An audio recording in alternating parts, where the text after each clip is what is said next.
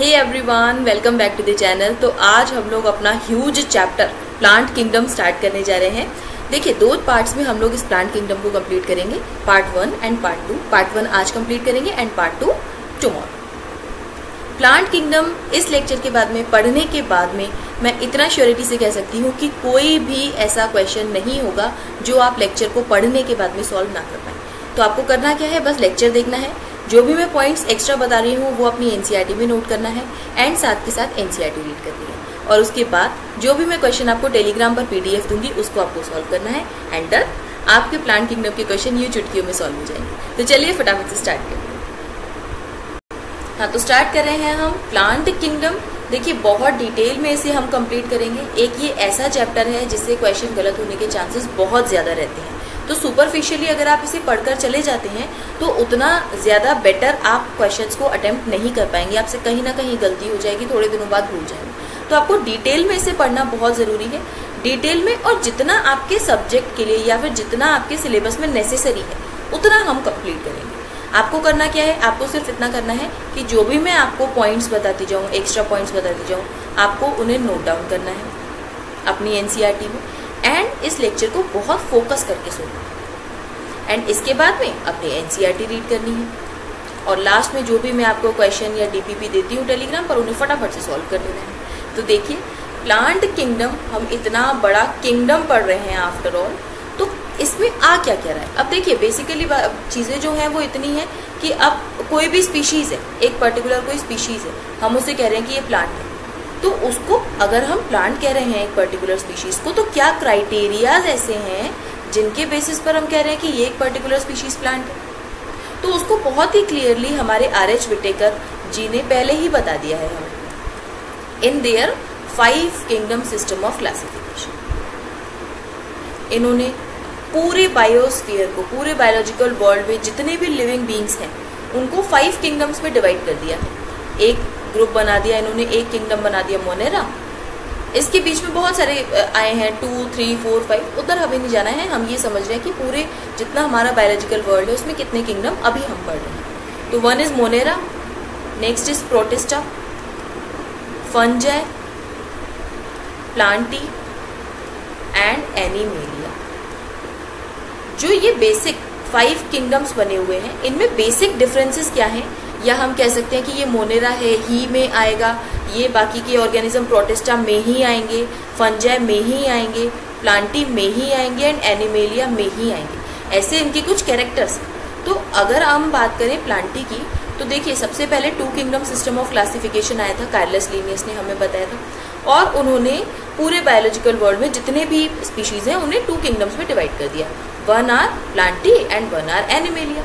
तो इन्होंने क्या किया, जिनके पास में भी सेल वॉल है उनको प्लांट्स में कंसीडर किया एंड जिनके पास में सेल वॉल नहीं है उनको एनिमल्स में कंसीडर किया। तो सेल वॉल के बिहाफ पर प्लांट ही हो गए थे, बट काफी सारे इनमें डिफरेंसेस थे और उसके बिहाफ पर अलग अलग नए नए किंगडम बनते गए। इसके बाद में 3 किंगडम क्लासिफिकेशन आया, फिर 4 किंगडम क्लासिफिकेशन आया एंड उसके बाद में 5 किंगडम सिस्टम ऑफ क्लासिफिकेशन आया। तो देखिए, अगर हम एक प्लांट की बात करें तो इतनी बात सिंपल है कि ओवरऑल हमारे जितना बायोस्फीयर है उसमें 2 टाइप की सेल मिलती है।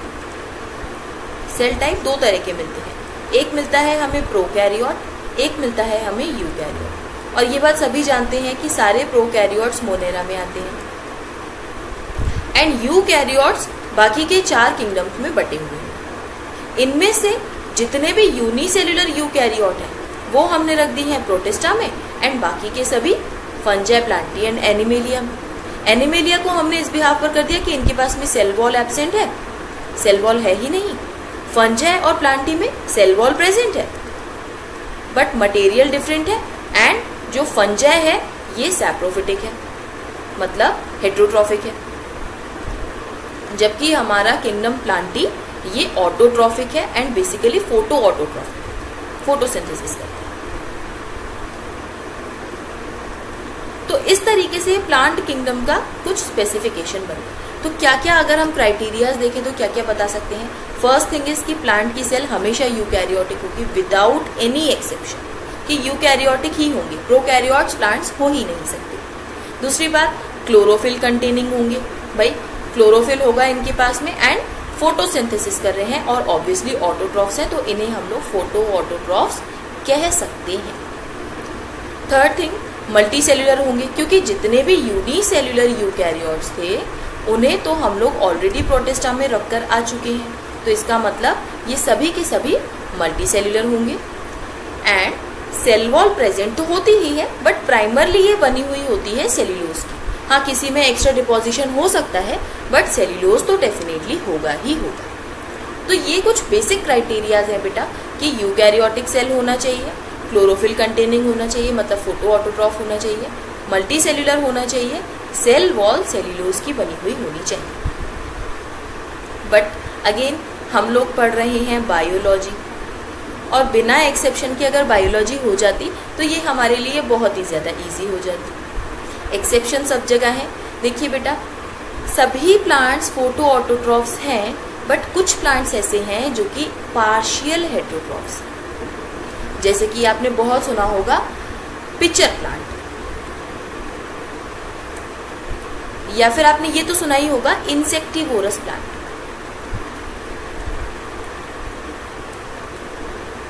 इंसेक्टिवोरस प्लांट वो जो डाइजेस्ट कर लेते हैं इंसेक्ट्स को अपने न्यूट्रिशन की डेफिशिएंसी को कंपेंसेट करने के लिए, जैसे कि ब्लैडर वर्ड भी इसी में आते हैं, वीनस फ्लाई ट्रैप भी इसी में आते हैं। मतलब जितने भी इंसेक्टिवोरस प्लांट हैं वो फोटोसिंथेसिस तो करते ही हैं, बट अपने कुछ बेसिकली कुछ एलिमेंट्स की डेफिशिएंसी को कंपेंसेट करने के लिए, बेसिकली नाइट्रोजन के लिए करते ही हैं, इंसेक्ट्स को अपने बॉडी के अंदर डाइजेस्ट करते हैं एंड अपनी डेफिशिएंसी को कंपेंसेट करते हैं।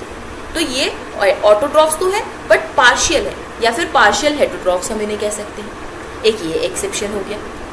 दूसरी बात कि कुछ कुछ प्लांट्स पैरासिटिक भी हो सकते हैं, जैसे कि बड़ा ही फेमस है अमर बेल के नाम से एक बताया जाता है कस्क्यूटा।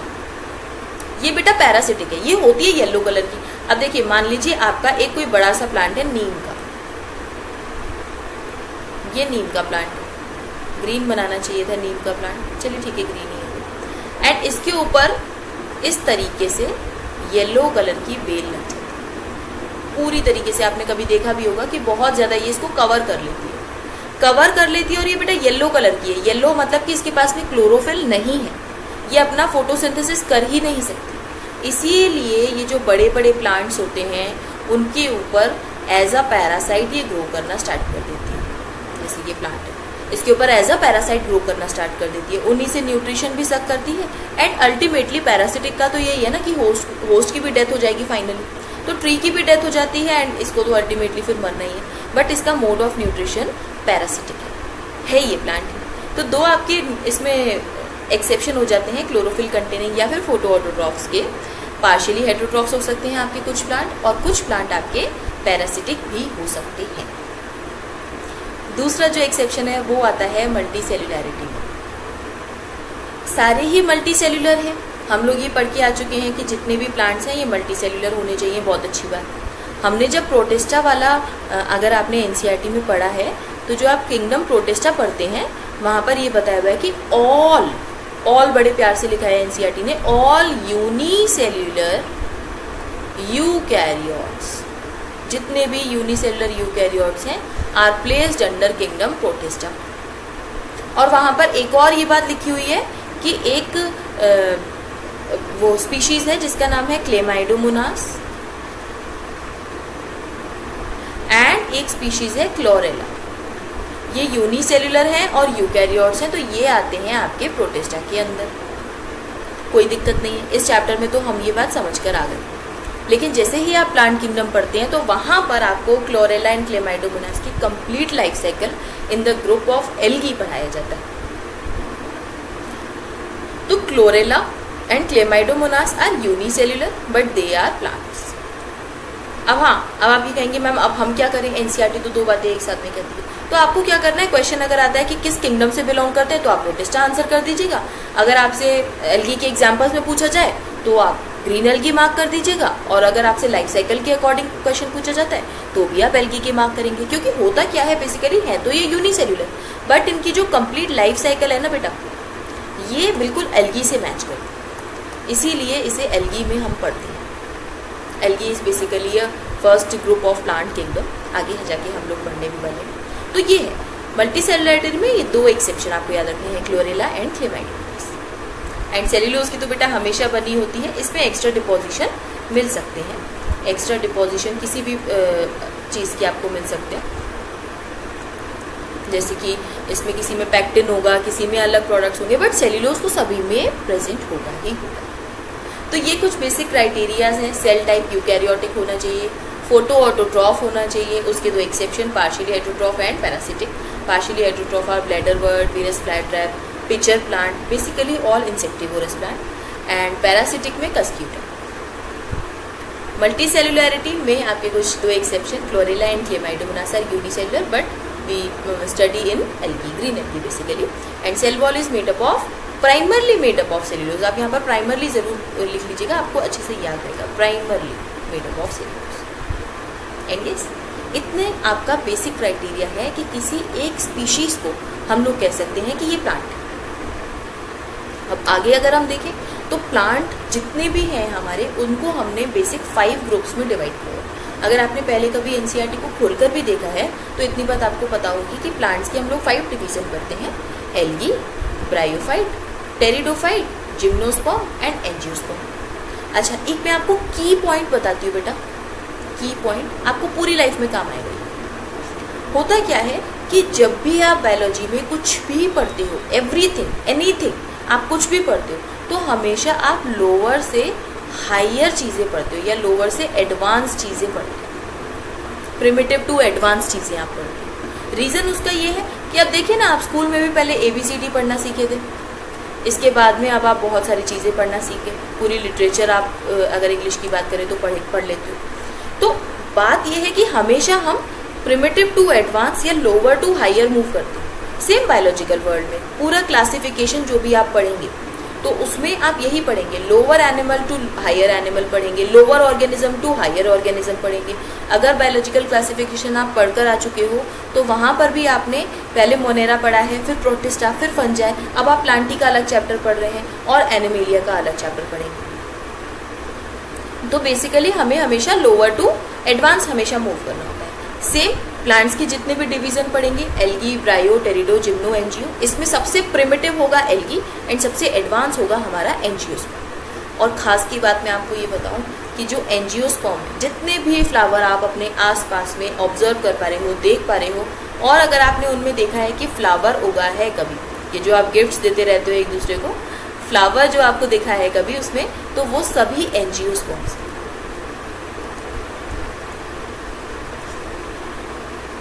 सभी एंजियोस्पर्म।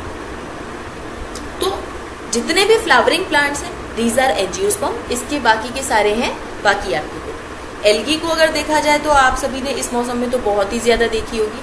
बारिश का मौसम चल रहा है, छतों पर जाओ बारिश के बाद में तो पूरे में ग्रीन कलर की एक मैट टाइप की हमें बिछी हुई दिखाई देगी, जिससे हम कभी कभी स्लिप भी हो जाते हैं। वो बेटा एल्गी है, जिसे हम धोकर हटा देते हैं, सफाई कर लेते हैं, करवा लेते हैं, वो एल्गी है बेटा। And algae is a plant, वो बेसिकली प्लांट है, आपकी छत पर उगे हुए एंड आप उसके ऊपर चल रहे हैं या फिसल रहे हैं। तो एक एल्गी भी आपका सबसे लोअर, सबसे प्रिमिटिव प्लांट ग्रुप है, और सबसे एडवांस है एंजियोस्पर्म। जैसे कि आप एक मैंगो ट्री से मैंगो तोड़कर खा रहे हैं, उसमें पहले फ्लावरिंग हुई है, उसके बाद में फ्रूटिंग, तो वो एंजियोस्पर्म है एंड दैट इज। तो क्या अब एक एल्गी को देख लो और एक एंजियोस्पर्म को देख लो, मैंगो के प्लांट को देख लो, तो जमीन आसमान का अंतर है। Algae is primitive and angiosperm is advance. Habitat भी ऐसे ही है। अब लाइफ हमारी जो ओरिजिनेट हुई है वो वाटर में हुई है, लाइफ हमारी वाटर में ओरिजिनेट हुई है, तो सबसे प्रिमिटिव वाले प्लांट हो या एनिमल हो, हमें वाटर में ही मिलेंगे।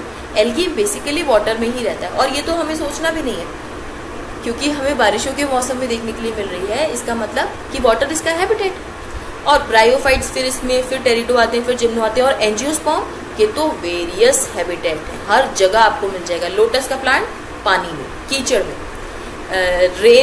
इसके अलावा और बहुत सारे जितने भी आपके प्लांट्स हैं, कुछ आपको ऐसे जगहों पे मिलेंगे जहाँ पे पानी की बहुत ज़्यादा कमी है, जीरो फिटिक कंडीशन, वहाँ भी आपको मिलेंगे कुछ एंजियोस्पर्म। तो एंजियोस्पर्म का वेरियस हैबिटेट है, वेरियस हैबिटेट है। यहीं से आपको एक बात यहाँ से मैं आपको बता देती हूँ, क्योंकि इनका वेरियस हैबिटेट है, बहुत जगह पर ये सर्वाइव कर लेते हैं, इसका मतलब इनका नंबर भी बहुत ज़्यादा है। नंबर बहुत ज़्यादा है, हर जगह सर्वाइव कर पा रहे हैं, इसका मतलब ये डोमिनेंट प्लांट ग्रुप है। और डोमिनेंट प्लांट ग्रुप है, इसका मतलब यही पूरी धरती पर ज़्यादातर फैले हुए हैं। तो ये इतने ज़्यादा फैले हुए हैं, तो इनका बेसिकली और बड़ा ग्रुप हो गया as compare to algae, bryo, pterido, gymno, इनका ग्रुप बहुत बड़ा हो गया। तो हम जितना अभी तक बायोलॉजिकल क्लासिफिकेशन में पढ़ के आया वो ठीक था। एंजियोस्पर्म को अलग से क्लासीफाई किया है साइंटिस्ट ने, उनको क्लासीफाई करने के अलग बेसिस उन्होंने बताया। जैसे कि पहला इन्होंने बताया आर्टिफिशियल सिस्टम ऑफ क्लासिफिकेशन, इसके बारे में मैं थोड़ा रुक कर बताऊंगी आपको। आर्टिफिशियल सिस्टम ऑफ क्लासिफिकेशन किया क्या इन्होंने, जितने भी एंजियोस्पर्म है ना, अब बहुत सारे हैं, इनको हमें बेसिकली डिवाइड करना है, तो हम क्या करेंगे, इनको अलग लाएंगे और फिर हम एक सिस्टम बनाएंगे, जैसे कि हम लोग एक प्लांट को दूसरे प्लांट से पहचान पाए कि ये प्लांट अलग है, ये प्लांट अलग है। एक सनफ्लावर को एक हम क्राइसैंथेमम से सेपरेट कर पाए कि भैया दिखने में तो एक जैसे फूल है, लेकिन इनके अंदर कुछ ना कुछ डिफरेंसेस हैं, जिसकी वजह से ये स्पीशीज अलग अलग है। भले फैमिली एक है बट स्पीशीज अलग अलग है। तो ये चीज़ें आप समझ पाएँ, उसके बेसिस पर जितने भी आपके एंजियोस्पर्म हैं उन्हें क्लासीफाई किया गया। सबसे पहले आया आर्टिफिशियल सिस्टम ऑफ क्लासिफिकेशन, और ये उन साइंटिस्ट ने दिया है बेटा जिनका फेवरेट नंबर है 2। पहले वाले चैप्टर में आपने पढ़ा बायनोमियल नोमेनक्लेचर, हमें दिया कैरलस लीनियस ने। दूसरे वाले चैप्टर में आपने पढ़ा 2 kingdom system of classification, Carlos Linnaeus ने दिया। अगेन आर्टिफिशियल सिस्टम भी हमें कैरलस लीनियस ने बताया, मतलब जो भी चीज़ें स्टार्ट हुई है ना वो कैरलस लीनियस ने ही किया, आगे कंटिन्यू दूसरे साइंटिस्ट ने किया।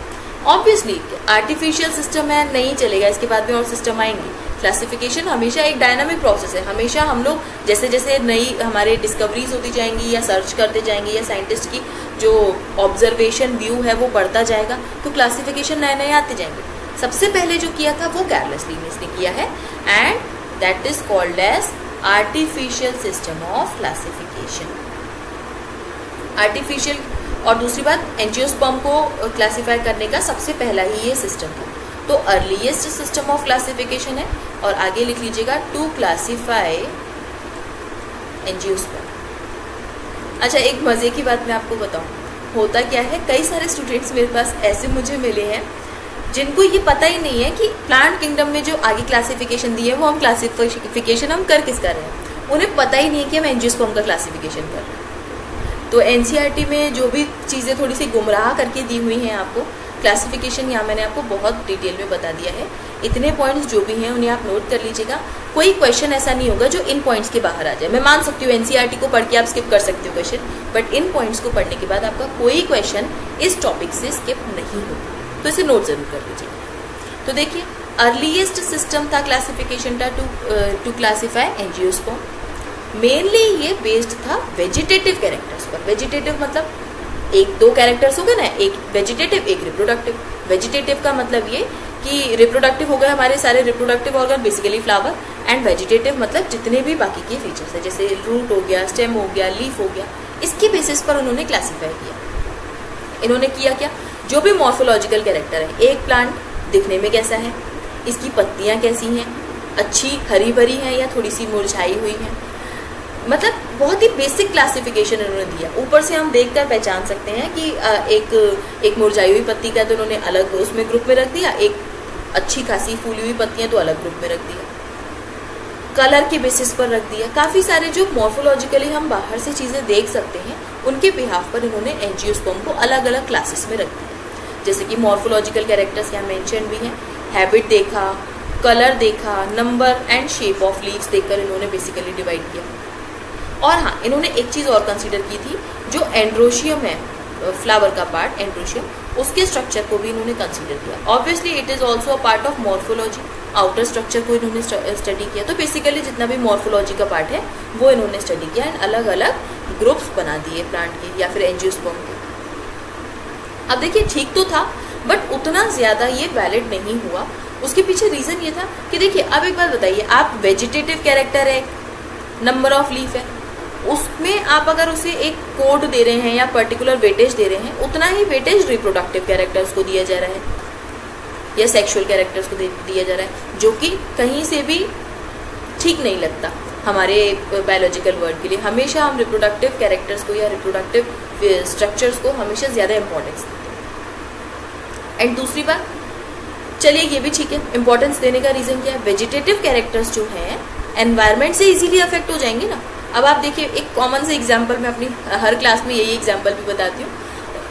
अब देखिए आपके घर में एक तुलसी का प्लांट है, आपके घर में दोस्त आया, वो कहता है कि मुझे एक पौधा दे दो इसमें से, आपने निकाल कर दे दिया, आपके घर में बहुत सारे प्लांट हैं। हुआ क्या, अब आपने रखा हुआ था उसे एक परफेक्ट एनवायरनमेंट देकर, सनलाइट प्रॉपर आ रही है, पानी आप प्रॉपर दे रहे हैं, छाया भी प्रॉपर आ रही है, वो अच्छी ग्रोथ कर पा रहा है, उसके काफ़ी सारे बेबी प्लांट्स भी आ गए।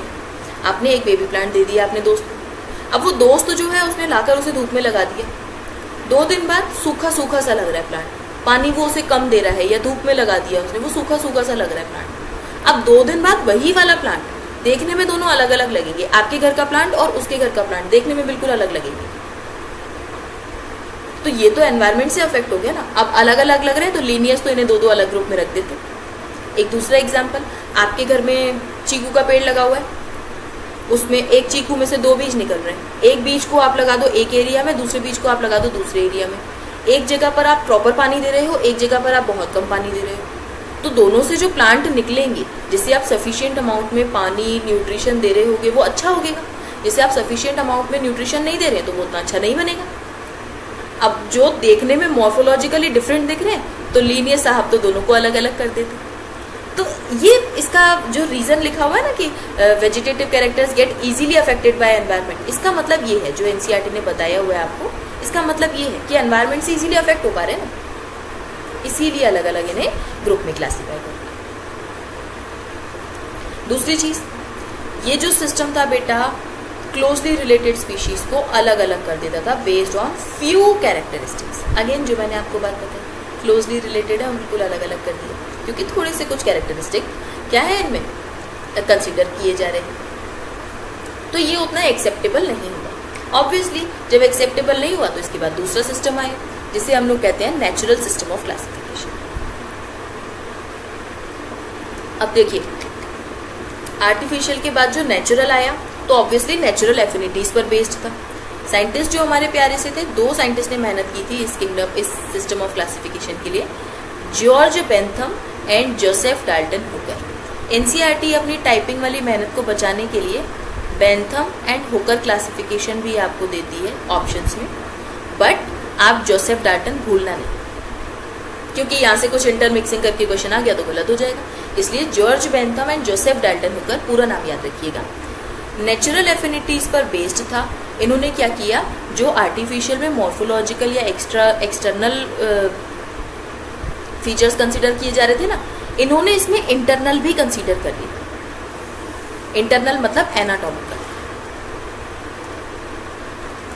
इसके अलावा इन्होंने इसमें अल्ट्रा स्ट्रक्चर्स, जैसे कि सेल के अंदर का स्ट्रक्चर देख रहे हैं, एनाटॉमी देख रहे हैं, इनफैक्ट जो एम्ब्रियो है वो कैसे डेवलप हो रहा है, एम्ब्रियो का डेवलपमेंट भी देखा, मतलब एम्ब्रियोलॉजी भी कंसीडर की।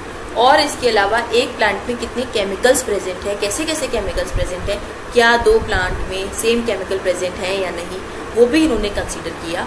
तो chemistry of plant is phytochemistry, इन्होंने ये भी कंसीडर किया। तो काफ़ी हद तक बहुत अच्छा क्लासिफिकेशन सिस्टम आ गया था by George Bentham and Joseph Dalton Hooker.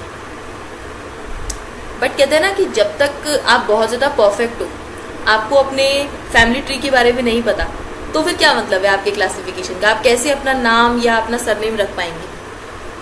तो फैमिली ट्री या फिर अपने जो इवोल्यूशनरी रिलेशनशिप्स हैं, अपने एंसेस्टर्स, उनका भी तो पता होना चाहिए। तो इसी के बाद में एक सिस्टम ऑफ क्लासिफिकेशन आ गया जिसे हम लोग फिलोजेनेटिक सिस्टम ऑफ क्लासिफिकेशन कहते हैं। इसमें इन्होंने क्या किया, सारी चीजें इन्होंने रखी थी नेचुरल सिस्टम ऑफ क्लासिफिकेशन की, इन्होंने इवोल्यूशनरी रिलेशनशिप और ऐड कर दिया। क्या किया कि एक ट्री है, दूसरा ट्री है, तो वो इवोल्यूशन में किस एंसेस्टर से आए हैं वो इन्होंने कंसीडर किया और उसके बिहाफ पर अलग अलग कैटेगरीज में, अलग अलग डिविजन्स में क्लासीफाई किया, जो कि एक बहुत ही अच्छा चेंज था इस क्लासिफिकेशन। इवोल्यूशनरी रिलेशनशिप पर बेस्ड था, वेरियस ऑर्गेनिजम्स को एक्सेप्टेबल था।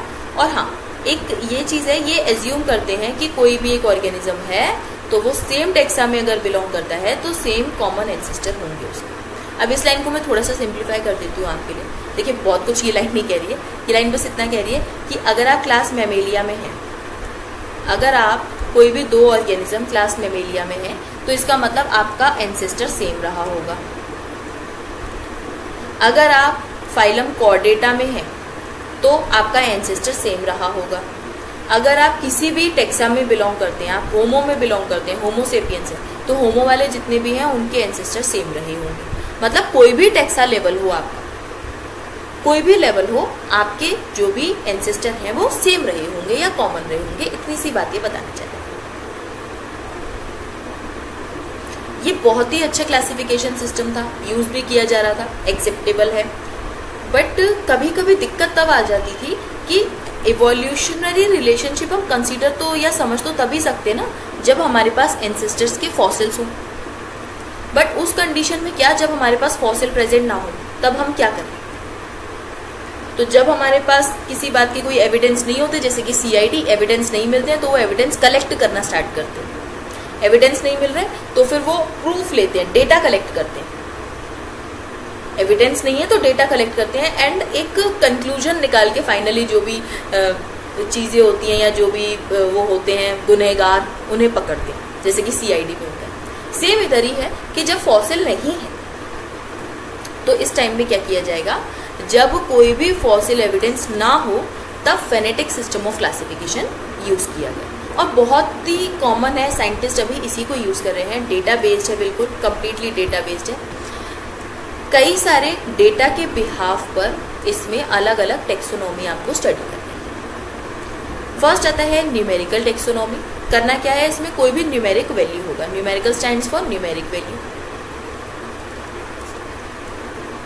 तो इसमें कोई भी आपको न्यूमेरिक वैल्यू पता हो, उसके बिहाफ पर आप, या फिर कह सकते हैं कि अलग अलग कैरेक्टर्स के लिए, अलग अलग फीचर्स के लिए आप कोई न्यूमेरिक वैल्यू, कोई एक कोड कंसीडर करो और अलग अलग प्लांट्स को कंपेयर कर सकते हो।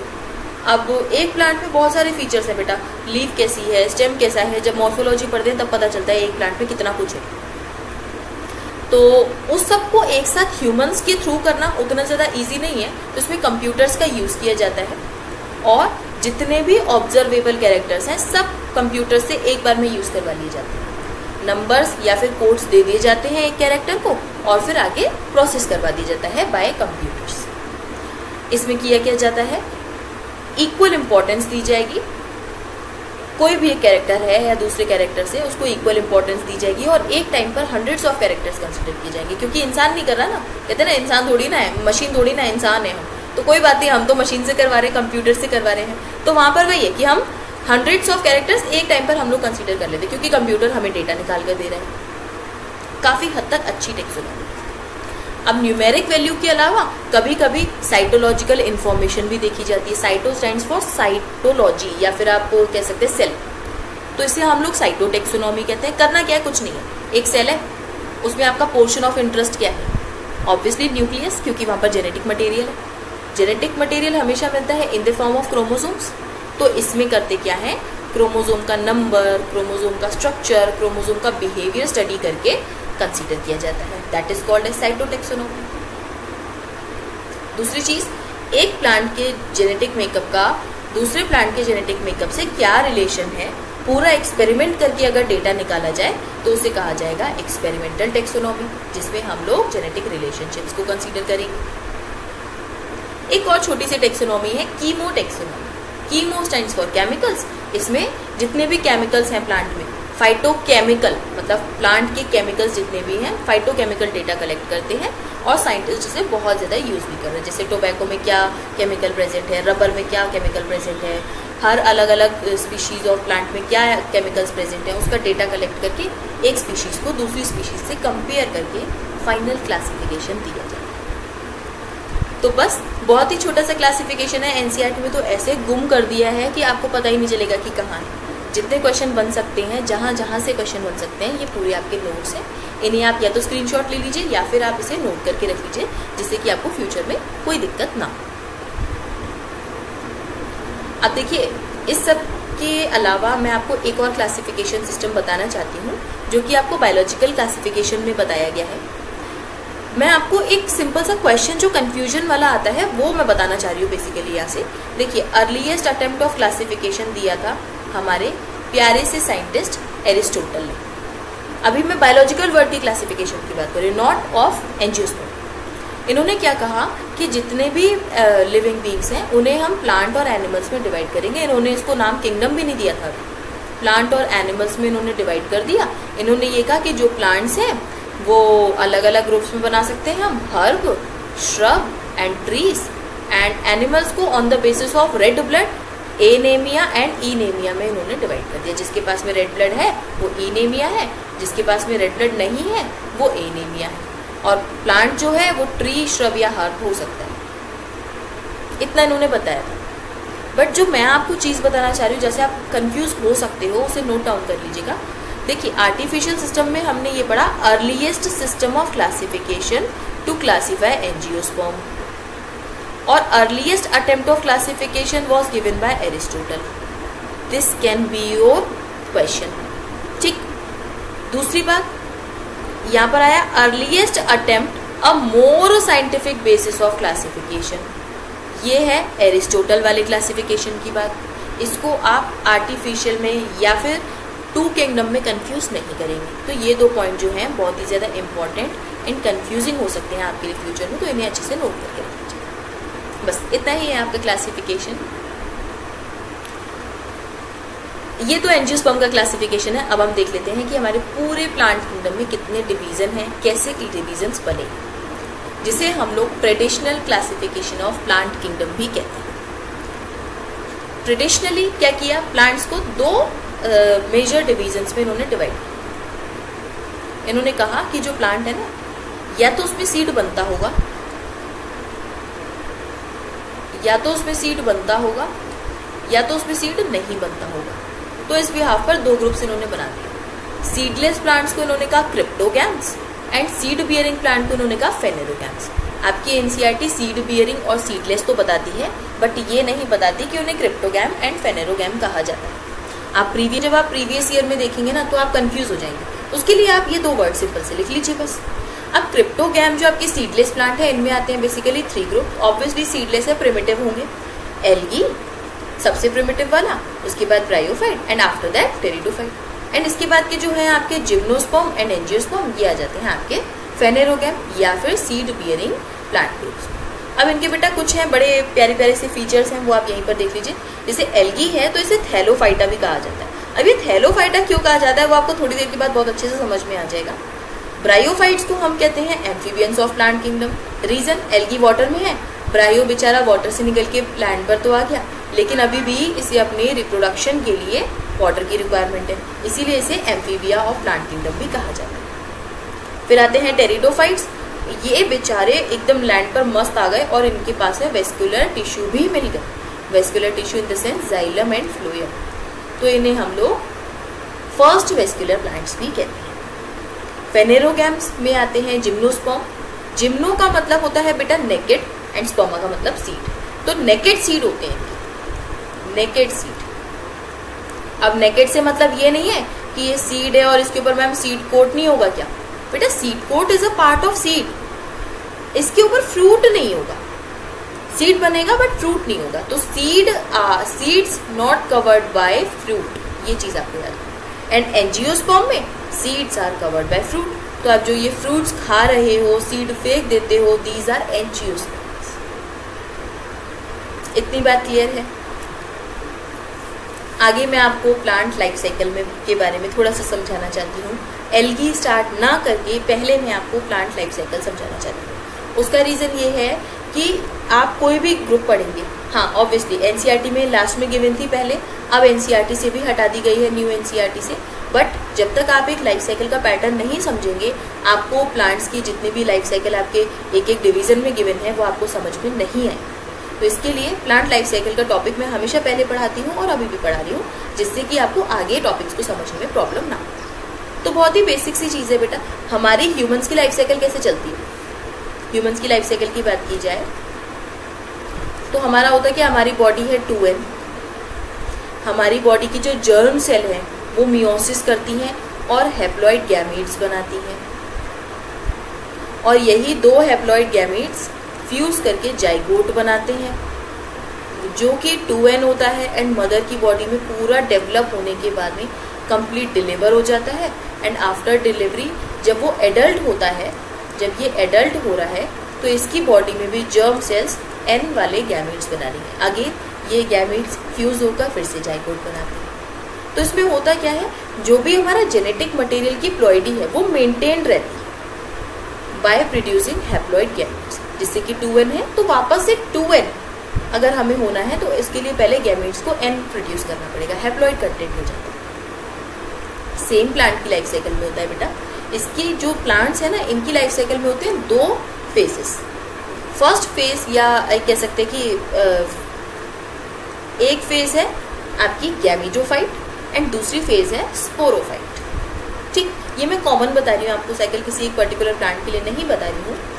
एक फेज है गैमेटोफाइट एंड एक फेज है स्पोरोफाइट। गैमेटोफाइट का मतलब है कि ये बनाएंगे गैमीट्स और स्पोरोफाइट का मतलब है कि ये बनाएंगे spores.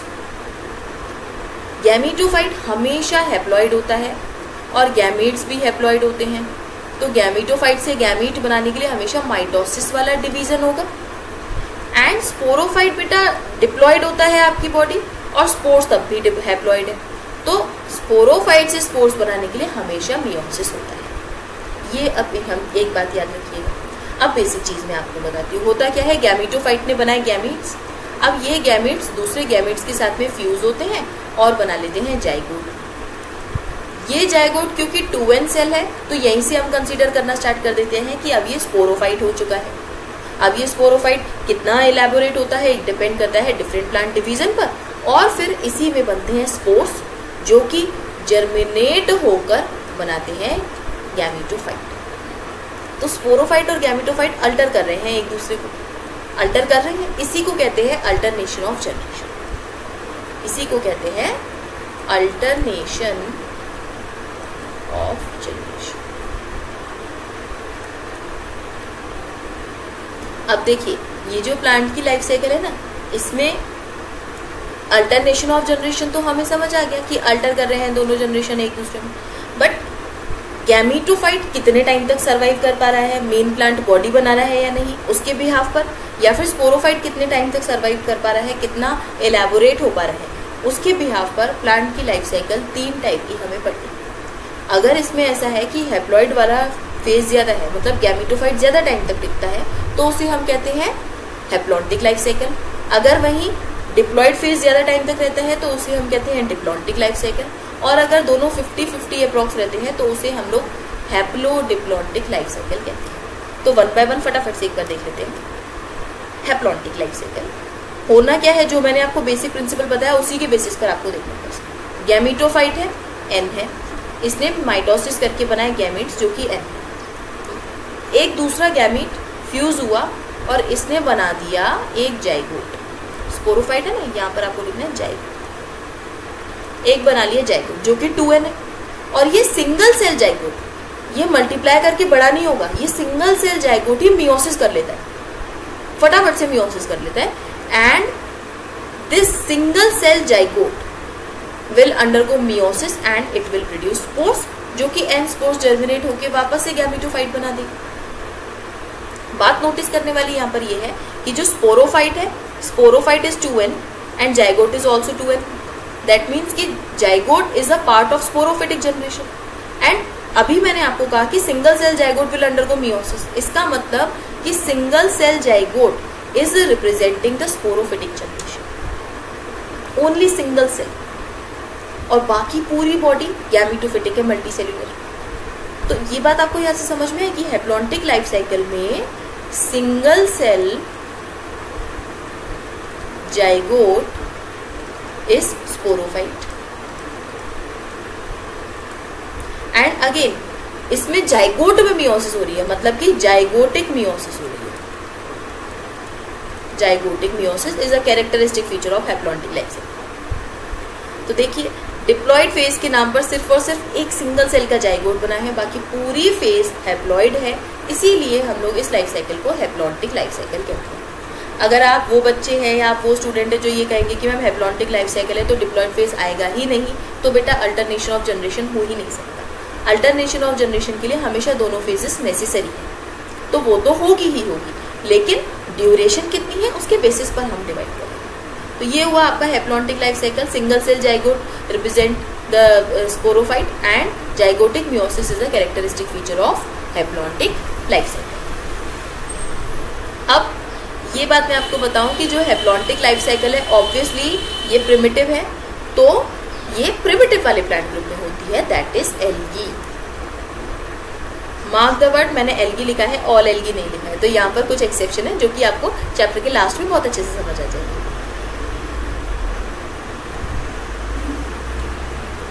Next is haplodiplontic life cycle. Haplodiplontic में होगा क्या, थोड़े टाइम तक हैप्लॉइड फेज रहेगा, थोड़े टाइम तक डिप्लॉइड फेज रहेगा। आगे प्रोसेस सेम है, गैमीटोफाइट माइटोसिस करके गैमीट्स बना रहा है, and these gametes will fuse together and form zygote diploid. बस डिफरेंस इतना है कि ये जो जाइगोट है ये अभी तो सिंगल सेल है, ये सिंगल सेल ही मियोसिस ना करके पहले माइटोसिस करता है, and after this mitotic division it will produce multicellular sporophyte and the some cells of these multicellular sporophyte will undergo meiosis and form or produce spores। मतलब कि इनमें स्पोरोफाइट जनरेशन भी थोड़ा सा एलैबोरेट हुआ as compare to haplontic life cycle. तो almost 50-50 period 50-50% of आप कह सकते हैं कि हैप्लॉइड फेज थोड़े टाइम के लिए रहा है एंड डिप्लॉइड फेज थोड़े टाइम के लिए रहा है। Again these spores will germinate to form gametophyte, process बिल्कुल सेम है बट ड्यूरेशन थोड़ा सा आपका डिफरेंट हो जाता है। तो हैप्लॉइड एंड डिप्लॉइड फेज दोनों थोड़े थोड़े टाइम के लिए रहते हैं। इस टाइप की लाइफ साइकिल को हम लोग हैप्लोडिप्लॉन्टिक लाइफ साइकिल कहते हैं, जो कि आगे आने वाले दो ग्रुप में मिलती है, ब्रायोफाइट एंड टेरिडोफाइट। सिंपल। इसके बाद में आ जाती है आपकी डिप्लॉन्टिक लाइफ साइकिल। इसमें क्या होना है, गैमेटोफाइट बस थोड़ा सा बनेगा कुछ सेल्स का एंड पूरी बॉडी डिप्लॉइड बनेगी। तो जो आप देखते हैं मैंगो का ट्री है या जितने भी आप एंजियोस्पर्म देखते हैं या जिम्नोस्पर्म भी अगर आप देखें तो वो पूरी बॉडी होती है डिप्लॉइड, उसमें कुछ ही सेल्स गैमेटोफाइट होते हैं जो कि हैप्लॉइड होते हैं। तो मोस्टली फेज जो है वो डिप्लॉइड रहता है। ये थोड़ा सा एरो इस तरीके से बनता है एनसीईआरटी के डायग्राम में। गैमेटोफाइट बेटा बहुत ही, ये जो स्पोर्स वगैरह ना ये बहुत ही पास में आप ड्रॉ कर सकते हो क्योंकि बहुत ही छोटा सा गैमेटोफाइट बनता है, बस कुछ सेल्स का बनता है, सम सेल्स। हाँ यूनिसेलुलर तो नहीं हो पाता बट कुछ सेल्स का ही बनता है। तो again gametophyte will produce gametes by mitosis, gametes will fuse together to form zygote and zygote will undergo mitotic division and will form elaborate sporophyte and this sporophyte will produce spores, haploid spores by meiosis and these spores will germinate to form gametophyte। Simple. Phases same है, haploid phase बहुत थोड़े time के लिए रहता है, diploid पूरी body बनती है, मेन प्लांट बॉडी डिप्लॉइड ही बनती है, जिसे हम लोग डिप्लॉन्टिक लाइफ साइकिल कहते हैं, जो कि आपका जिम्नो और एंजियोस्पर्म में आपको देखने के लिए मिलता है। सिंपल। इतना है बेटा बेसिस, जो भी आपके लाइफ साइकिल हैं उतना मैंने आपको बता दिया है। अब डिफरेंट जब हम डिवीजन पढ़ेंगे तो उनमें डिफरेंसेस क्या है, जैसे कि हमने ये देखा कि ब्रायो और टेरिडो में हमें मिलती है हैप्लोडिप्लॉन्टिक, बस इनमें कुछ डिफरेंसेस और हैं कि ब्रायो में इस तरीके से हैप्लोडिप्लॉन्टिक मिलता है और टेरिडो में इस तरीके से मिलता है। तो वो डिफरेंसेस हम लोग जब वो पर्टिकुलर डिवीजन पढ़ेंगे वहीं पढ़ेंगे जाकर। अभी आपको बेसिक एक पैटर्न पता होना चाहिए लाइफ साइकिल का, बस इतना ही मैंडेटरी है। अगेन मैं एक बार से फिर से फटाफट से बता देती हूँ। Gametophyte body is gamete producing body which is haploid and haploid body will produce haploid gametes by the division of mitosis and these two haploid gametes will fuse to form diploid zygote and this diploid zygote will undergo mitotic division to form multicellular sporophyte. Some cells of this sporophyte will undergo meiosis and produce spores which are haploid and these haploid spores will germinate to form gametophyte, obviously haploid। इतनी आपकी life cycle है बेटा। इसके बाद में जब life cycle हमारी complete हो जाती है, अब हमें आराम से हम चाहें तो अपने जितने भी हमारे डिवीजन्स हैं वो पढ़ेंगे। सबसे पहली आती है हमारी एल्गी, जो कि एनसीईआरटी में बड़े प्यार से लिखी हुई है और मजे की बात यह है एल्गी में से क्वेश्चन भी बहुत ज्यादा आ जाते हैं। तो स्टार्ट करते हैं एल्गी से। आगे बहुत ही छोटी है, हटा देते हो आप सफाई कर करके, बट इसे इग्नोर नहीं करना है, आपके सिलेबस के लिए बहुत इंपॉर्टेंट है, बहुत ज्यादा क्वेश्चन आते हैं इससे। तो फटाफट से कर लेते हैं। देखिए सबसे पहले हमें देखना है हैबिटेट, और हैबिटेट तो हमसे अगर कोई ना पूछे तो भी हम बता सकते हैं क्योंकि बारिशों के मौसम में मिलती है तो एक्वेटिक है। एनसीईआरटी ने एक वर्ड लिखा है लार्जली और मोस्टली, तो लार्जली एक्वेटिक है, मतलब ज्यादातर, या आप मोस्टली भी कह सकते हो, मोस्टली एक्वेटिक है, कुछ कुछ एक्सेप्शन के साथ में है, इसलिए लार्जली एक्वेटिक है। एक्वेटिक की बात करें, चलो पानी तो उसे पसंद है, बट कैसा, तो फ्रेश वाटर में भी मिल जाएगी बेटा और ये मरीन में भी मिल जाएगी, दोनों टाइप के पानी में। इसके अलावा कहीं थोड़ा बहुत पानी भी है, जैसे आपकी छत भी गीली थी थोड़ी सी तो वहाँ पर एल्गी आ गई, तो मॉइस्ट हैबिटेट में भी मिल जाएगी, मतलब मॉइस्ट प्लेसेस पर भी, मॉइस्ट स्टोन हो गए, मॉइस्ट सॉइल हो गई, मॉइस्ट वुड हो गई, कहीं भी मॉइस्ट प्लेसेस पर ये एल्गी आपको मिल सकती है। तो हैबिटेट बस इतना ही, एक्वेटिक है, फ्रेश वाटर, मरीन कुछ भी हो सकता है, मॉइस्ट प्लेसेस हो सकता है। दूसरी बात आती है हैबिट की, और हैबिट इसका कहीं से ये मतलब नहीं है कि हैबिट इसकी कैसी है, सिगरेट पीती है या नहीं, चाय पीती है या नहीं, ऐसा कुछ मतलब नहीं है। हैबिट से मतलब बेटा हमेशा होता है बॉडी से, कि बॉडी कैसी है या जो भी इनका मोड ऑफ न्यूट्रिशन है वो क्या है। तो देखिए बेटा, इनकी बॉडी होती है थैलॉइड, एंड अगेन जो मैंने आपको कहा था थोड़ी देर के बाद आपको मैं समझाऊंगी, यहाँ पर फटाफट से समझ लीजिए थैलॉइड का मतलब। देखिए थैलॉइड बहुत ही सिंपल है, थैलॉइड बॉडी का मतलब आप एक बहुत ही छोटा सा एग्जाम्पल ले सकते हैं, एक है थैला, सब्जी का थैला, और एक है आपका स्कूल बैग। इन दोनों में डिफरेंस करिए बस, सिंपल। कैसे डिफरेंशिएट कर पाएंगे एक थैले को अपने स्कूल बैग से? बहुत कुछ नहीं है। अगर एक थैला है तो एक सैक लाइक स्ट्रक्चर होगा, इसके अंदर आलू भी आएगा, इसके अंदर गोभी भी आएगी, इसके अंदर बैंगन भी आएगा, इसके अंदर टमाटर भी आएगा। स्कूल बैग में एक सेक्शन बना होगा लैपटॉप का, एक सेक्शन बना होगा बुक्स का, साइड में बॉटल का अलग कंपार्टमेंट है, ऊपर एक जिप अलग है जिसमें आप अपने पेन पेंसिल रखते हो। सब कुछ एक सैक में नहीं है, मतलब कंपार्टमेंटलाइजेशन है, मतलब डिफरेंशिएशन है, अलग अलग स्ट्रक्चर्स बने हुए हैं। वहीं से आप थैलॉइड समझ जाओगे। अगर प्लांट बॉडी में रूट स्टेम लीफ बने हुए हैं तो वो डिफरेंशिएटेड बॉडी है, पूरी कंप्लीट प्लांट बॉडी है। अगर थैलॉइड कह रहे हैं तो इसका मतलब ये है कि इसके पास में true root, true stem, true leaf जैसे कोई स्ट्रक्चर प्रेजेंट नहीं है। अब एल्गी देखो ना, आपने क्या इसमें रूट्स देखे कभी? तो true root, true stem, true leaves absent होती है। थैलॉइड बॉडी का मतलब है कि थोड़ा लाइट कलर से लिख देते हैं। थैलॉइड बॉडी का मतलब है कि true root, stem and leaves are absent. अच्छा, ट्रू से अब क्या मतलब है मैम? ट्रू और फॉल्स का मतलब क्या है? ट्रू का मतलब ये है बेटा कि अगर किसी एक स्ट्रक्चर के पास में वेस्कुलर टिश्यू प्रेजेंट है तो वो ट्रू है, अदरवाइज ट्रू नहीं है। ठीक है, जो कि आप आगे वाले आने वाले ग्रुप्स में और अच्छे से समझ भी जाओगे। थैलॉइड बॉडी है। दूसरी बात और हैबिट में आप ये पढ़ेंगे इसका मोड ऑफ न्यूट्रिशन। तो ऑब्वियसली ये फोटोसिंथेसिस करती है, तो ये है फोटोसिंथेटिक। तीसरी बात, इनकी जो बॉडी है हमें पता है कि ये बहुत सिंपल है, स्मॉल है, सिंपल एंड स्मॉल। और क्योंकि मैंने आपको बताया कि ट्रू स्ट्रक्चर नहीं है, इसका मतलब इनके पास में जाइलम फ्लोएम यानी कि वेस्कुलर टिश्यू एब्सेंट है। तो वेस्कुलर टिश्यूज आर एब्सेंट, ये चीज ठीक। दूसरी चीज आती है फॉर्म्स की। तो देखिए फॉर्म्स इसकी अलग अलग आपको बहुत सारी मिल सकती हैं। जैसे कुछ एल्गी आपको यूनिसेल्युलर मिल जाएंगी, वही वाली बात पर हम आ जाते हैं। यूनिसेल्युलर एल्गी आपको यूनिसेल्युलर मिल जाएंगी, एनसीईआरटी ने जो लिखा है बेटा, जैसे कि chlorella and Chlamydomonas, chlorella and Chlamydomonas. अपनी एनसीईआरटी में ना साइड में थोड़ा सा स्पेस गिवन है साइड में, तो वहाँ अगर आप ये चीज़ें लिख लेंगे तो बहुत अच्छा तरीके से रिवाइज कर पाएंगे। जब रिवीजन के टाइम पे पूरी एनसीईआरटी रीड करने में आफत आती है तो वो साइड में लिखा हुआ बहुत कम आता है, तो आप इसे लिख सकते हैं। यूनिसेल्युलर हो गया ना, या तो एक एक छोटा छोटा सा सेल हो, या फिर उन्हीं सेल्स ने एक कॉलोनी बना ली हो, तो कॉलोनियल हो सकते हैं। और कॉलोनियल का बड़ा प्यारा सा एग्जाम्पल है वॉल बॉक्स, जिसका कि एनसीईआरटी में आपको डायग्राम भी गिवन है। मैं आपको दिखा देती हूँ, यहाँ से एनसीईआरटी में डायग्राम भी गिवन है बेटा, इस तरीके से कुछ है।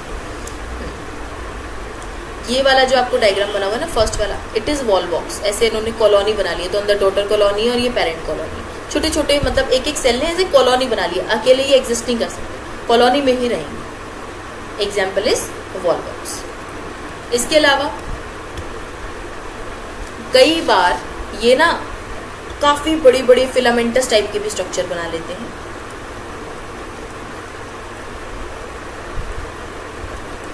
फिलामेंटस जैसे कि आपके दो एग्जाम्पल आपको पढ़ने हैं, यूलोथ्रिक्स एंड स्पायरोगायरा।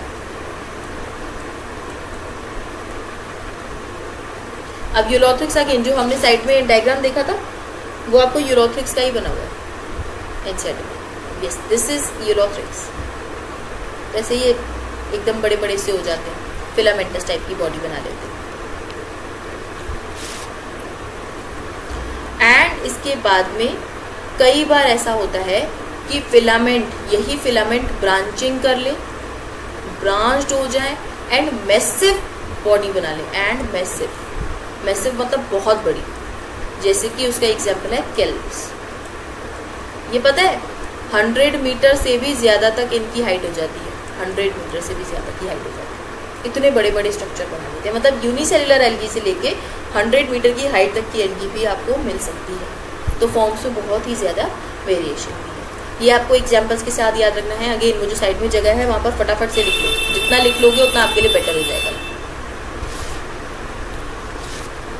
नेक्स्ट, ये एल्गी इस तरीके से रहने के बाद में कई सारे एसोसिएशन भी बना लेती है। एसोसिएशन जैसे कि कई बार ये रहना पसंद करती है फंजाई के साथ में। एल्गी है, फंजाई के साथ इसने कर ली है शादी। अब फंजाई के साथ शादी की है तो ऑब्वियसली फंजाई से इसे कुछ मिल रहा है और ऑब्वियसली ये भी फंजाई को कुछ देगी, तो म्यूचुअलिज्म है इनके बीच में। होता क्या है, एल्गी एंड फंजाई एक बेटा रिलेशन बनाते हैं जिसे बड़े प्यार से लाइकन का नाम दिया गया है हमारी बायोलॉजिकल भाषा में, लाइकन कहा जाता है। होता क्या है इसमें, बेसिकली इसमें होता क्या है, एल्गी जो है ना, क्योंकि ये प्लांट है, ये फोटोसिंथेसिस करना जानती है, तो ये फंजाई को देती रहती है फूड। और ऑब्वियसली बात है, फंजाई है बेचारा, फंजाई किंगडम में, तो इसको फूड बनाना आता नहीं है, सैप्रोफिटिक है। तो ये एल्गी के साथ जब कंबाइन कर लेता है तो इसे सैप्रोफिटिक होने की जरूरत नहीं है, एल्गी इसको खाना बना कर देती है। तो एल्गी देती है इसको फूड। अब एल्गी ऐसे फ्री में काम नहीं करती, फंजाई बहुत सारे वाटर और मिनरल लेकर आता है, एब्जॉर्प्शन करता है, तब जाकर ये एल्गी खाना बनाकर इसको देती है। ये फोटोसिंथेसिस का काम करती है। अब इसमें वही है, फंगल पार्ट जो है उसे कहते हैं माइकोबायोन्ट एंड अल्गल पार्ट जो होता है उसे कहते हैं फाइकोबायोन्ट। बस आपको इतना सा याद रखना है, सफिशिएंट है। दूसरी चीज,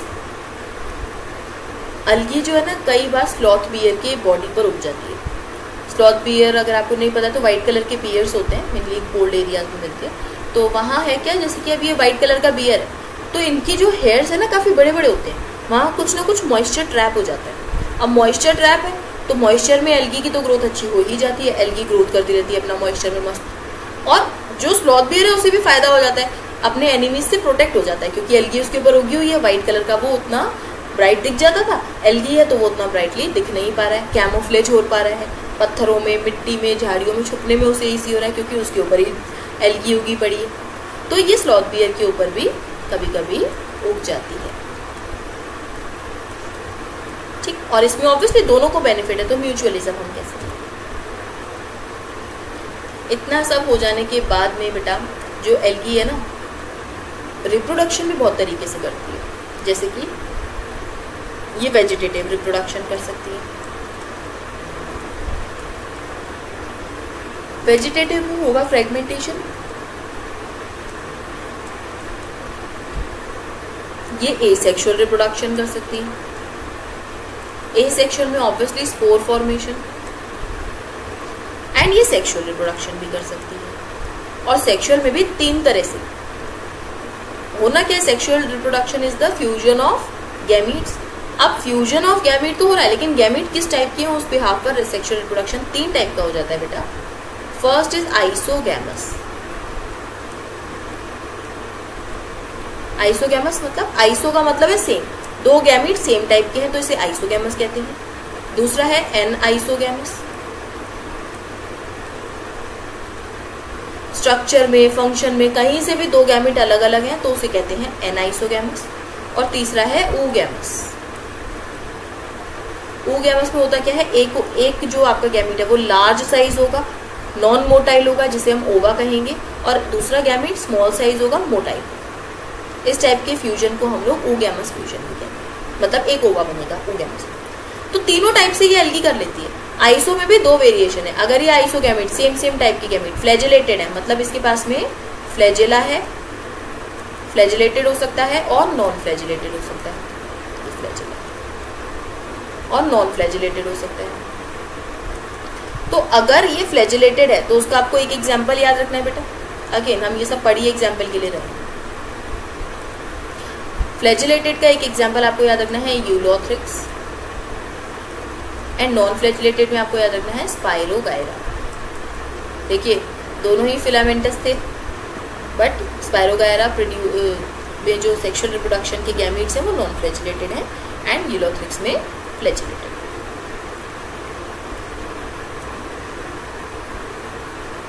फिर आता है एनाइसोगैमस। इसका आपको एक एग्जाम्पल याद रखना है यूडोरीना, एंड ओगैमस का आपको एग्जाम्पल रखना है फ्यूकस एंड वॉलबॉक्स। अगेन ये एग्जाम्पल आपको लिख कर रखने हैं अपने एक साइड पे।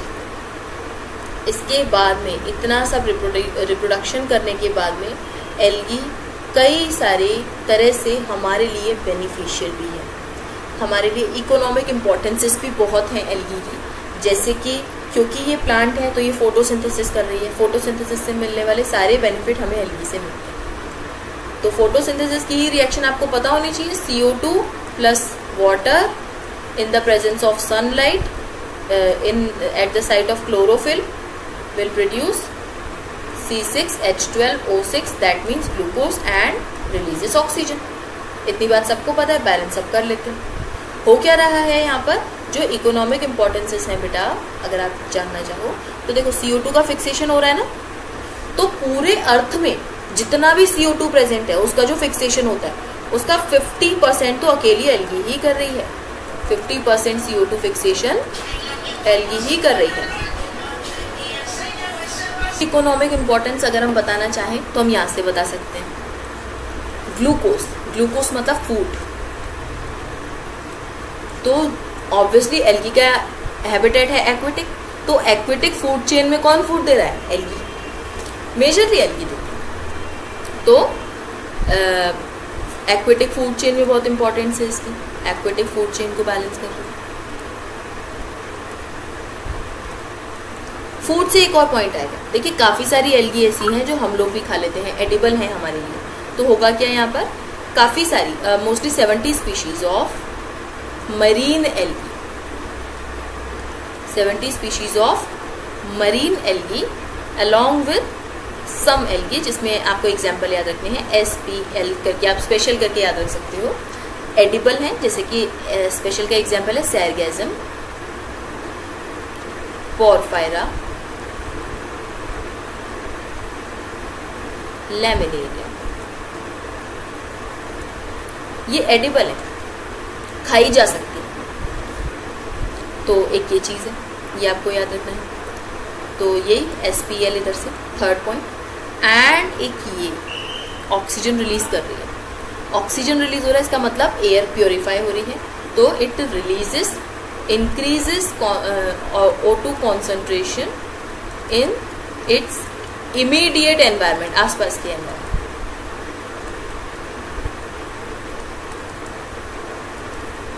क्लियर, ये है कुछ इकोनॉमिक इंपॉर्टेंसेस जो कि आपके NCERT में मेंशन है। तो है क्या, 50% of CO2 fixation on earth ये कर रही हैं, एक्वेटिक फूड चेन में फूड ये दे रही हैं। कुछ एल्गी ऐसी हैं जिन्हें हम खा भी सकते हैं, जैसे कि SPL special marine algae plus 70 species of all marine algae, sargassum, porphyra and laminaria, ये आपको नाम याद रखने हैं। कुछ स्पेशल है ऐसे याद रख लीजिए, SPL, sargassum, porphyra, laminaria. And O2 से increase oxygen concentration in their immediate environment, इसका मतलब प्योरीफाई कर रही हैं एयर। इतना डन है। अब एल्गी के और भी बेनिफिट हैं, जैसे कि हम कई इनसे प्रोडक्ट्स भी लेते हैं, जैसे कि हाइड्रोकोलाइड्स आर वन ऑफ देम। हाइड्रोकोलाइड्स का मतलब ये है कि वाटर होल्डिंग कैपेसिटी जिसकी अच्छी है।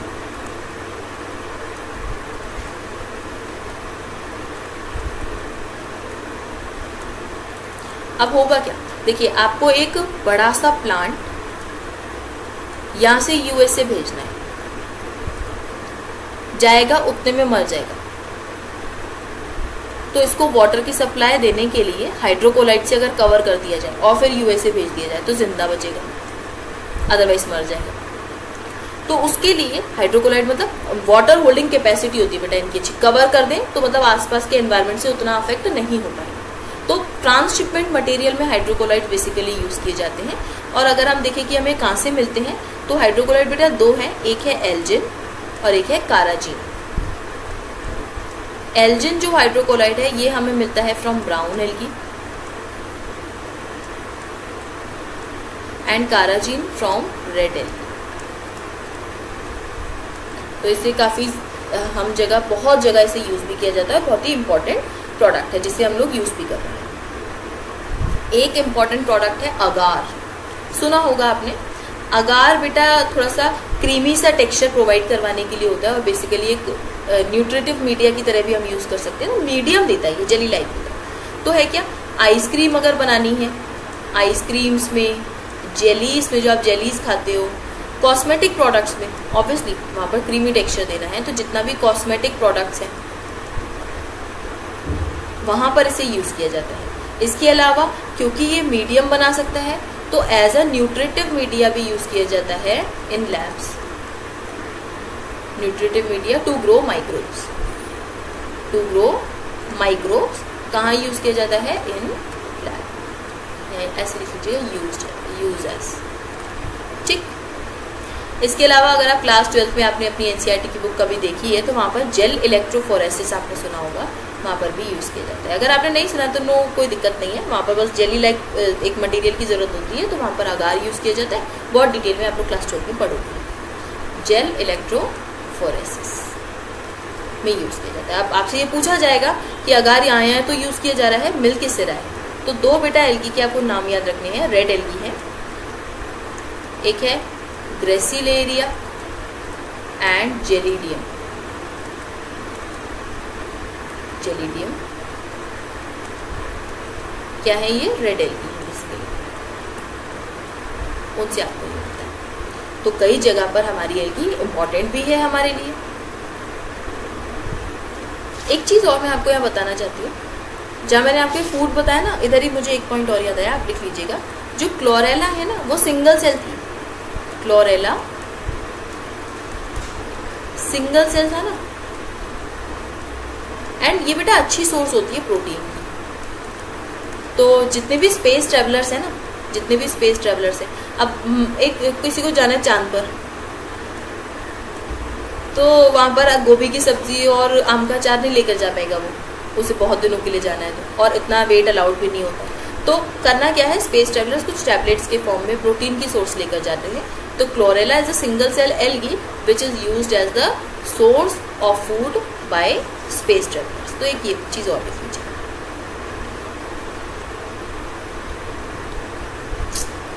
बस इतना सा है इंट्रोडक्शन ऑफ एल्गी। अब आ जाती है different classes of algae. Classes बेटा एनसीईआरटी में अगर हम बात करें तो एक बड़ा ऐसा स्क्वायर सा आपको टेबल बना दिया है जहाँ पर 4 पॉइंट को गुमराह करके लिख दिया गया है। और इसके पहले आपको 1 पैराग्राफ, 2 पैराग्राफ और 3 पैराग्राफ पढ़ाए जाएंगे एनसीईआरटी में। हम लोग क्या करेंगे, तीनों क्लासेस को कंपेयर करके कलेक्टिवली एक टेबल में पढ़ा, और इससे आपके ये वाले पॉइंट्स भी हो जाएंगे, ये वाले पॉइंट्स भी हो जाएंगे, सब कुछ एक टेबल के अंदर आ जाएगा। और वही आपको अपने पास बनाकर भी रखना है, जो कि बहुत इंपॉर्टेंट है। तो 3 क्लासेस हैं बेटा on the basis of pigment और कलर, जो जिस कलर की है उसी के बेसिस पर है। First one is green algae, जिसे हम लोग क्लोरोफाइसी भी कहते हैं। Second one is brown algae, जिसे हम फियोफाइसी भी कहते हैं। And third one is red algae, जिसे हम लोग रोडोफाइसी भी कहते हैं। अब ये ऐसा है कैसे, कलर के हिसाब से जैसी कलर की दिखती है, ब्राउन कलर की दिखती है तो ब्राउन एल्गी, रेड कलर की दिखती है तो रेड एल्गी, ग्रीन कलर की दिखती है तो ग्रीन एल्गी। आपने अब तक ग्रीन एल्गी ही देखी होगी जितना मुझे पता है, क्योंकि ये नॉर्मली आपको फ्रेश वाटर में मिल जाती है। फियोफाइसी रोडोफाइसी को चाहिए मरीन एनवायरनमेंट। अब मरीन में आप अंदर कहाँ जाओगे, समुद्र में, तो वहां मिलती है ये बेसिकली। ठीक है, तो क्लासेस को कवर कर लेते हैं, फटाफट से आ जाइए। यस, ये अगर आपको नहीं दिख रहा है तो मेरे पीछे यहाँ लिखा हुआ है common name, characters and common name है। बेटा देखिए, ये कॉमन नेम की अगर हम बात करें तो जो आपकी 3 हम लोग क्लासेस देखे थे, क्लोरोफाइसी, फियोफाइसी एंड रोडोफाइसी है ना। कॉमन नेम क्लोरोफाइसी का ग्रीन एल्गी, फियोफाइसी का ब्राउन एल्गी एंड रोडोफाइसी का रेड एल्गी।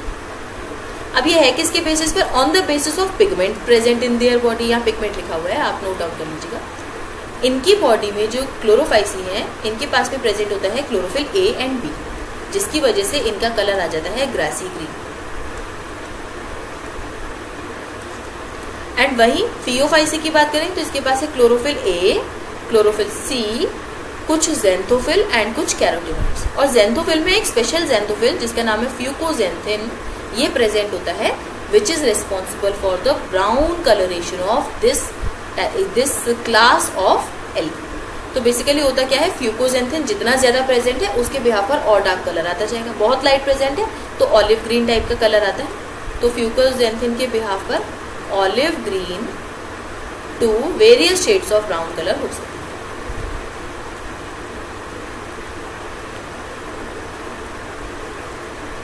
क्लियर?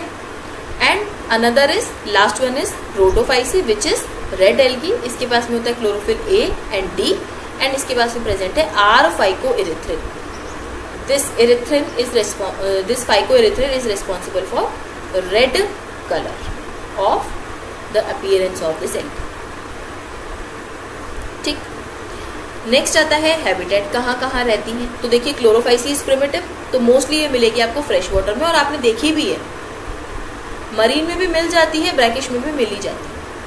फियोफाइसी की बात करें तो फ्रेश में बहुत रेयर मिलेगी, आपने ब्राउन कलर की एल्गी शायद ही देखी हो, ब्रैकिश में मिल जाएगी, और मेनली या प्राइमरली ये मिलती है मरीन एनवायरनमेंट में, समुद्रों में मिलेगा आपको, उसका रीजन भी मैं आपको बताऊंगी अभी। एंड रोडोफाइसी जो है वो फ्रेश में बहुत ही रेयर मिलेगी, ब्रैकिश में मिल जाएगी, मरीन में मोस्टली मिलती है, और मरीन में भी जैसे समुद्र है तो उसमें सबसे नीचे डेप्थ में मिलेगी, जहां पर थोड़ी से वार्मर एरियाज हो। डेप्थ में इसीलिए क्योंकि रेड कलर की है, तो इसी के कॉम्प्लीमेंट्री जो कलर है वेवलेंथ ऑफ लाइट को एब्जॉर्ब करके इजीली फोटोसिंथेसिस कर पाती है, इसीलिए वहां रहती है। ठीक है, तो brackish high concentration in warmer areas in depth, वहां पर प्रेजेंट। फॉर्म्स की बात करें तो क्लोरोफाइसी में यूनिसेलुलर मिल जाएंगी, chlamydomonas and chlorella, are green algae. Colonial मिल जाएंगी जैसे कि वॉलबॉक्स, फिलामेंटस मिल जाएंगी जैसे कि यूलोथ्रिक्स और स्पाइरोगायरा। ये तो सारे एग्जाम्पल्स हम पढ़कर भी आ गए। फियोफाइसी में या तो सिंपल ब्रांच मिलेगी, सिंपल ब्रांच एंड फिलामेंटस, जिसका एग्जाम्पल है एक्टोकार्पस, या फिर प्रोफ्यूजली ब्रांच हो जाएगी, एकदम 100 मीटर से बड़ा बना लेंगी, तो उन्हें हम कहते हैं kelps. And rhodophyceae multicellular ही होता है बेटा, और इन सब में सबसे कॉम्प्लेक्स रोडोफाइसी है। ऑब्वियसली हम लोग क्लोरोफाइसी से रोडोफाइसी जब भी पढ़ेंगे तो Chlorophyceae is lower and Rhodophyceae is obviously higher. Clear? Next is cell wall. Cell wall बहुत इंपॉर्टेंट है। देखिए इनकी सेल वॉल सबकी बनी होगी सेल्यूलोज। मान लीजिए ये जो मैंने रेड कलर की सेल वॉल ड्रॉ की है, it is made up of cellulose. अब होगा क्या कि जो आपकी क्लोरोफाइसी है, इसके सेल्यूलोज के बाहर एक लेयर आ जाएगी पेक्टोस की, मतलब इनर सेल्यूलोज आउटर पेक्टोस। इनके पास में एक आउटर लेयर आ जाएगी एल्जिन की, जो कि जिलेटिनस होती है, मतलब inner cellulose outer Elgin. And इनके पास में सेल्यूलोज तो अंदर है ही इनर, और बाहर पेक्टोस प्लस पॉलीसल्फेट एस्टर्स की होती है। ऑब्वियसली ये भैया एडवांस है तो इसे सबको ज्यादा चाहिए, तो ब्लू कलर का इसमें है पेक्टोस एंड पॉलीसल्फेट एस्टर्स की फिलिंग होती है। बेसिक तो सभी की सेल्यूलोज की बनी हुई। इतनी चीज क्लियर हो जानी चाहिए आपको। Next is food store. NCERT ने तो बस बड़े प्यार से लिख दिया है, थोड़ा सा डिटेल में मैंने आपको यहाँ बता दिया, जो आपको जाके पैराग्राफ में पढ़ने के लिए मिलेगा सब यहीं पर मेंशन है। देखिए क्लोरोफाइसी स्टार्च स्टोर करती है। ऑब्वियसली स्टार्च वो फूड बना रही है, ग्लूकोज बना रही है, तो स्टार्च के फॉर्म में स्टोर भी करेगा। स्टार्च के अलावा कुछ कुछ क्लोरोफाइसी के मेंबर ऑयल ड्रॉपलेट्स भी स्टोर करते हैं या फिर फूड स्टोर करते हैं। ठीक, कुछ कुछ ऑयल ड्रॉपलेट्स भी करते हैं। क्लियर? कुछ कुछ सम ऑयल ड्रॉपलेट्स भी करते हैं। और काफी सारे मेंबर ऐसे हैं जो कि पायरिनोइड्स बनाते हैं। पायरिनोइड बेटा एक इस टाइप का स्ट्रक्चर होता है, क्लोरोप्लास्ट के अंदर मिलता है मेनली। इसके अंदर होता है प्रोटीन, और ये जो आउटर लेयर है ये बनी होती है स्टार्च की। इन टाइप के पायरीफॉर्म स्ट्रक्चर्स को हम लोग कहते हैं पायरिनॉइड्स। मोस्टली में मिलता है प्रोटीन बिसाइड स्टार्च भी कहते हैं, मतलब प्रोटीन अंदर है, उसके बाहर स्टार्च की एक लेयर, इन्हें हम लोग पायरिनॉइड्स कहते हैं। ड्रॉ कर लीजिएगा ये अपने नोट्स में। नेक्स्ट जो फियोफाइसी है, इसके पास में जो स्टोर्ड फूड मटेरियल है is in the form of laminarin and mannitol, जो कि कॉम्प्लेक्स कार्बोहाइड्रेट्स। रोडोफाइसी की बात की जाए तो क्लोरोपिक में था स्टार्च, इसने रख लिया फ्लोरिडियन स्टार्च, जो कि ब्रांच्ड स्ट्रक्चर है और काफी हद तक सिमिलर है ग्लाइकोजन और अमाइलोपेक्टिन के स्ट्रक्चर से। बहुत इंपॉर्टेंट पॉइंट है, इसे याद रखिएगा। नेक्स्ट चीज जो आती है, मैं ऑब्वियसली आपको कंपेयर करके इसलिए पढ़ा रही हूँ ताकि आपके प्रॉपरली क्वेश्चन सॉल्व हो जाए। फ्लैजेलर नंबर एंड पोजीशन, कि अब क्लोरोफाइसी, फियोफाइसी और रोडोफाइसी के में फ्लैजेला कितने। अब बात क्वेश्चन मार्क यहाँ आ जाता है कि फ्लैजेला है किसके, गैमीट्स के या स्पोर्स के। तो देखिए दोनों के हैं, ये गैमीट्स एंड स्पोर्स दोनों का गिवन है। तो जो क्लोरोफाइसी है, इसके गैमीट या स्पोर्स में 2 से 8 के बीच में कितने भी फ्लैजेला मिल सकते हैं depending on the species. 1 2 3 4 draw कर लेते हैं। एपिकल होंगे, एपेक्स से निकलेंगे और इक्वल इन साइज होंगे, इक्वल साइज के। तो ये आपको याद रखना है 2 to 8 इक्वल एंड एपिकल। वहीं अगर फियोफाइसी की बात करें तो पहली बात तो इनके गैमीट्स या फिर जो स्पोर्स है वो पायरीफॉर्म होते हैं, जैसे पियर होता है, और इनके पास में 2 फ्लैजेला होते हैं, वो भी सेम साइज के नहीं है, एक काफी बड़ा एक काफी छोटा, और ऊपर से ना निकल के ऐसे हाथों की तरह निकले हुए हैं लेटरली इस तरीके से। तो 2 है, अनइक्वल है एंड लेटरल, ये आपको याद है। रोडोफाइसी एडवांस है, वो कहती है मुझे फ्लैजेला चाहिए नहीं, मेरे पास है ही नहीं, ओह सॉरी मेरे पास फ्लैजेला है ही नहीं, मुझे नहीं चाहिए, आई डोंट नीड फ्लैजेला। ठीक, बात आती है रिप्रोडक्शन की जब, तो फिर क्योंकि क्लोरोफाइसी भैया सब जगह आपको मिल जाएगा बेसिकली, इसके पास में हर टाइप से रिप्रोडक्शन होता है। वेजिटेटिव कर लेगा फ्रेगमेंटेशन से, एसेक्सुअल कर लेगा जू स्पोर से, क्योंकि इसके स्पोर्स के पास में फ्लैजेला है तो जू स्पोर से करेगा। सेक्सुअल कर लेगा आइसो, एनाइसो, गैमस, तीनों टाइप से। सेम फियोफाइसी का केस है, वेजिटेटिव में फ्रेगमेंटेशन कर लेगा, एसेक्सुअल में ये पायरीफॉर्म इसके जू स्पोर है क्योंकि फ्लैजेला प्रेजेंट है, और सेक्सुअल में तीनों। रोडोफाइसी की बात करें तो वेजिटेटिव फ्रेगमेंटेशन से कर लेगा, एसेक्सुअल में स्पोर्स तो बनेंगे बट नॉन मोटाइल होंगे क्योंकि फ्लैजेला एब्सेंट है, और सेक्सुअल ऊगैमस ही करते हैं ये हमेशा। तो ये एडवांस है ना, तो सिर्फ ऊगैमस करता है। ये ऊगैमस ह्यूमंस में भी हो रहा है। सबसे एडवांस वाली चीज किसने रख रखी है, रोडोफाइसी। क्लियर है इतनी बातें। अब आपको फटाफट से देख लेने हैं एग्जाम्पल्स। क्लोरोफाइसी के आपको कुछ एग्जाम्पल याद रखने हैं बेटा। इसकी ट्रिक्स वगैरह मैंने बहुत देखी हैं, वाईटी चैनल्स वगैरह पे पढ़ी हैं, मेरे भी चैनल पर आपको मिल जाएगी शॉर्ट वीडियो। तो मुझे लगता है कि निमोनिक्स से बेटर है आप वैसे ही याद करें। क्लेमाइडोमोनास, कारा, स्पाइरोगैरा, Ulothrix, Volvox and Eudorina. And अगर आपको ट्रिक की जरूरत है तो ये देखिए, ट्रिक मेरी नहीं है, मुझे भी किसी ने बताई है। क्लासी कार SUV उड़ गई, ऐसे करके मुझे ट्रिक मुझे भी किसी ने बताई है, तो मेरी ट्रिक नहीं बनी हुई है, बट हाँ आप ऐसे याद रख सकते हो, क्लासी कार SUV उड़ गई। तो क्लोरोफाइसी के एग्जाम्पल आप याद रख सकते। दूसरा आता है फियोफाइसी। इसके आपको एग्जाम्पल्स जो याद रखने हैं उसमें आता है dictyota, laminaria, ectocarpus, fucus, sargassum and kelps. किसी बच्चे ने ही सेल्फ डिफेंस करके बताया था। सेल्फ डिफेंस में डी बस रखना है। तो S stands for sargassum, E stands for ectocarpus, L stands for laminaria, F stands for fucus and D stands for dictyota. And इसमें कैल्स भी हैं जो कि मैसिव प्लांट बॉडी बनाते हैं, वो भी आपको ऐड करें। एंड रोडोफाइसी के तो कोई ऐसा बच्चा नहीं जिसे एग्जाम्पल ना याद रहते हो। P2G2, porphyra, polysiphonia, gracilaria and gelidium. And it's over. अब आपको एक चीज और मैं आपको बता दूं कि जो ये क्लासेस है इनमें कुछ कुछ डिफरेंट पॉइंट्स भी दिए हुए हैं, एक्स्ट्रा पॉइंट्स। जैसे कि क्लोरोफाइसी में मिलते हैं different shape of chloroplast. Cup shape मिल जाएगा जैसे कि क्लेमाइडोमोनास, रेटिकुलेट मिल जाएगा, डिस्कॉइड मिल जाएगा, प्लेट लाइक मिल जाएगा, स्पाइरल मिल जाएगा, एग्जाम्पल है स्पाइरोगैरा। तो ये आप लिख लीजिएगा। एंड फियोफाइसी की जो बॉडी है बेटा, अगर आपने डायग्राम देखा हो तो ये देखिए, इनके पास में एयर बबल्स बने हुए। आई होप कि डायग्राम आपको बहुत ही क्लियरली दिख पा रहा होगा। इनके पास में एयर बबल्स बने हुए हैं। रीजन कि बहुत ही बड़े बड़े मैसिव कैल्स बना रहे हैं ना, तो पानी में डूब ना जाए उसके लिए ये बबल्स बना के रखते हैं बायोन्सी के लिए, और इसीलिए मरीन एनवायरनमेंट में ज्यादातर मिलते भी हैं क्योंकि इतनी बड़ी बड़ी जो बॉडीज हैं मरीन में इजीली सर्वाइव कर सकते हैं। तो इनके पास में ऐसे एयर बबल्स मिलते हैं। दूसरी बात, इनकी जो बॉडी है ये डिविजिबल होती है होल्ड फास्ट, स्टाइप और strand is leaf like structure, stipe is stem like structure and hold fast, जो होल्ड करता है। ये आपको 2 पॉइंट इसमें एक्स्ट्रा याद रखने हैं। एयर सैक्स मिलेंगे, front, stipe and hold fast मिलेगा। एंड र्यूडोफाइसी में एज सच कुछ ऐसा स्पेसिफिक आपको नहीं मेंशन है आपके answer. This is all about your comparison table of algae. Algae complete करने के बाद में बेटा हम लोग कंप्लीट करेंगे अपने bryo, pterido, gymno and angiosperm. Angiosperm basically आपके एनसीईआरटी में बहुत छोटा सा पैराग्राफ गिवन है। रीजन उसका ये है कि सिर्फ इतना नहीं पढ़ना है आपको, पूरी बॉटनी आपकी एंजियोस्पर्म की ही तो है। Morphology, anatomy, sexual reproduction in flowering plant, आपकी पूरी ह्यूमन फिजियो सब आप एंजियोस्पर्म की ही तो पढ़ेंगे। तो एंजियोस्पर्म वहाँ पर बहुत छोटा सा गिवन है, बाकी पूरी आप बॉटनी में से पढ़ते रहेंगे। तो अभी के लिए नेक्स्ट क्लास में हम लोग पढ़ने वाले हैं ब्रायो, टेरिडो एंड जिम्नोस्पर्म। एंजियो का भी इंट्रोडक्शन मैं आपको बता दूंगी, बहुत ज़्यादा कुछ बड़ा नहीं है। हाफ ऑफ द चैप्टर हमारा कंप्लीट हो चुका है, हाफ हम लोग नेक्स्ट लेक्चर में कंप्लीट करेंगे। तो मैं आपको एक चीज़ बताना चाहती हूँ बेटा, आप क्या करेंगे,